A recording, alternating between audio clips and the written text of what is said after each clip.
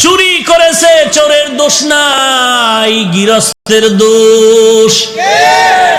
চোরায় চুরি করতে ঢুকছে, দেওয়াল বইরা এক চোরায় মারা গেল, আর এক চোরায় আদালতে মামলা দিছে, বাড়িওয়ালার ফাঁসি চাই। কেন আমার সাথে চোরা মরলো কেন? দেওয়াল নরম করলো কেন? মহামান্য আদালত এমন মগা, মামলা আমলে নিয়ে ডাকছে বাড়িওয়ালারে, ডাইকা কয় তোর ফাঁসি হবে। কেন স্যার? কয় দুই চোরায় চুরি করতে ঢুকছে, এক চোরায় তোর দেওয়াল পরে মারা গেল, তুই দেওয়াল নরম করে উঠাইলি কেন? বাড়িওয়ালা কয় স্যার মাপ করবেন, আমার কোনো দোষ নাই, এই দেওয়াল আমি উঠাই না, রাজমিস্ত্রি উঠিয়েছে। মহামান্য আদালত কয় তুমিও খালাস। কই রাজমিস্ত্রির ডাক। স্যার বলে স্যার নাই, এক্ষুনি ফাঁসি। বলে কেন? কথা শুনেন, কি সমস্যা? বলে দেওয়াল নরম করে উঠাইলি কেন? বলে দেওয়াল উঠাইছি আমি, তবে নরম আমার কারণে হয় নাই, যেই যোগালি আমার এই সিমেন্ট মিলাই দিছে, পানি বেশি দিছে, নরম হয়ে গেছে, আমার কোনো দোষ নাই। মহামান্য আদালতকে তোরও মাফ করে দিলাম। ধর যোগালি কই, এই তুই পানি নরম করে বালু দিলি কেন? বলে স্যার আমার কোনো দোষ নাই, আমি বালতি দিয়া বালুর মধ্যে পানি ঢালতেছিলাম, হঠাৎ করে একটা হাতি জোরে চিৎকার দিয়া দৌড় মারছে, এই ভয়ের ঠেলায় বালতির পানি বেশি বেড়ে গেছে, হাতিওয়ালার দোষ। বল তুইও মাফ। হাতিওয়ালারে ডাক, হাতিওয়ালা তুই এই অন্যায় করলি কেন? কয় স্যার আমার হাতি এমনিই চেতে না, এমনি গরম হয় না, এক বেডিয়ে এক মহিলা সুন্দরী রূপসী স্বর্ণের অলংকার লাগাইয়া ঝুম ঝুম করে আওয়াজ করতেছিল, হাতি দেইখা গরম হয়ে গেছে। কয় তুমিও মাফ। মহিলার ঝুনঝুনালারে ডাক, মহিলা ডাকছে, এই ম্যাডাম তোমার ফাঁসি হবে। বলেন কি ম্যাডামের ফাঁসি হবে? বলে হ্যাঁ। কেন?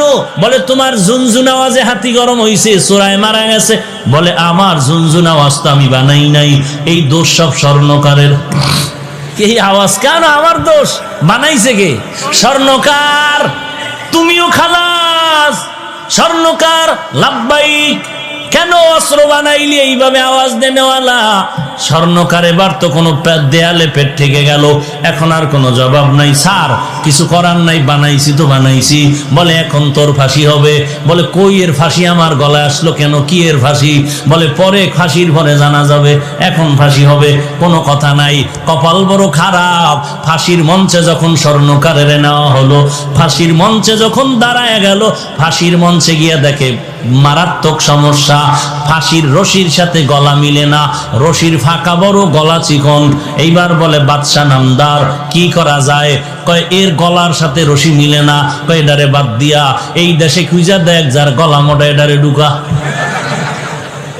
এইবার জল্লাদ খুঁজো, দেশের মধ্যে কারে পাও গলা মোটা, এডার ফাঁসি দাও। খুঁজতে খুঁজতে খুঁজতে খুঁজতে একজন গলা মোটা পাইলো, পীর সাহেবের খাদেম। এমন এক খাদেম পাইছে যে ফাঁসির রশির সাথে গলা খাপের খাপ, বাপরে বাপ মিলে গেছে। এমন মেলা মিলল। এইবার মরার আগে বলে কোনো দাবি আসেনি? এইবার খাদেম কয় হ্যাঁ আছে। কি দাবি? বলে আমার পীরের সাথে আমি একটা বেয়াদবি করেছিলাম, ওই বেয়াদবির জন্য ক্ষমা চাইব। কি বেয়াদবি করেছ? পীর আমাকে নিষেধ করেছিল এই দেশে যেন না থাকি। কেন নিষেধ করেছিল? আমরা যখন সফরে রওনা হলাম, এই দেশে আইসা দেখলাম ঘিয়ের দাম তেলের দাম সমান। তেলের দাম? আমি বললাম হযরত আমার শরীর হয় না, এত গোশত খাই, জনমের মতো খাই, এরপর শরীর বাড়ে না। তেলের দাম ঘিয়ের দাম যেহেতু সমান, কম দামে ঘি খাইয়া মোটা হয়ে যাব।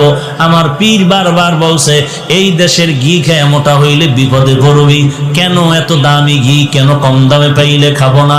পীর বলছিল সাবধান, যেই দেশে তেলের দাম ঘিয়ের দাম সমান, ওই দেশে কোনো ইনসাফ নাই।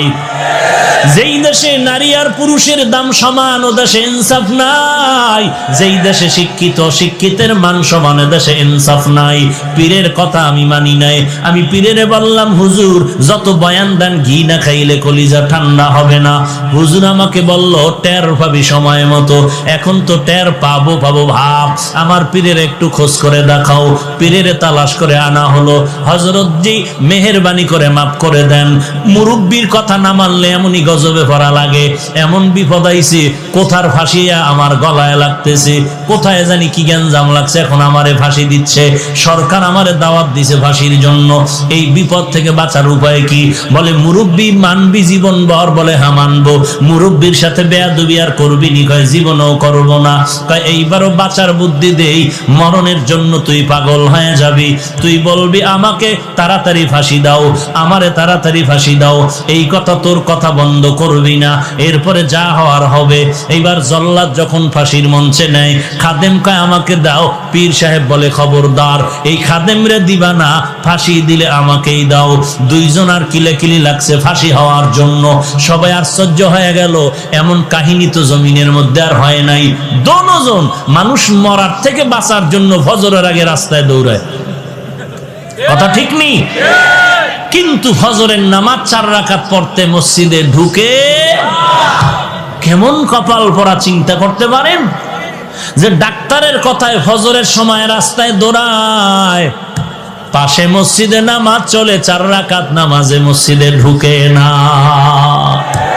একটুখানি নেকের তরে রোজ হাসরের মাঠেতে, বাবা গুরুবে ছেলের পিছে, ছেলে বাবার আগেতে, আহাতে মন কঠিন দিনেতে, নামাজ তোমায় ভুলবে না, ঠিক মতো পড়িলে নামাজ জান্নাত তোমার ঠিকানা।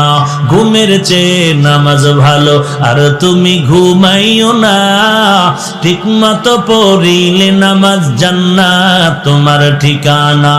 আমার প্রাণে